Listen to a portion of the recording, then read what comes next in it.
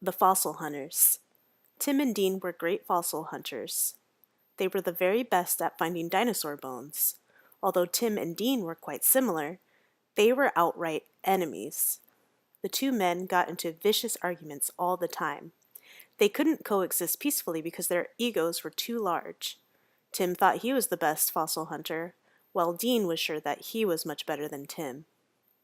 One day, Tim was searching for fossils on the periphery of a city when he discovered a huge bone. He had never seen anything like it. He took his shovel and carefully excavated the dirt around it. As he dug, he uncovered more jagged bones. He realized that he had found an entire dinosaur skeleton.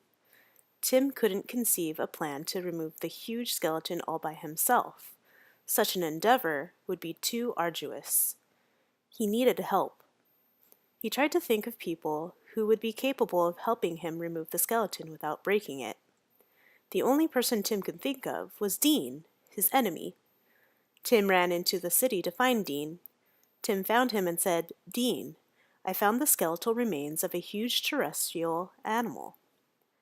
But I can't get the skeleton out by myself. Will you please help me?"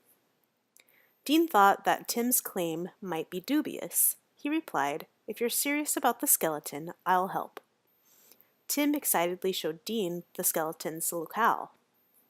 They worked together to carefully remove each bone, and to keep the bones together, they tied them with elastic strips. When they were finished, they had attained a perfect skeleton. They used plaster to make a mold of the dinosaur's skull. They engraved their initials into it and gave it to the curator of a local museum. Tim and Dean found out that they could work very well together. They decided to end their feud and become friends. By combining their talents, the men became even greater than they were before.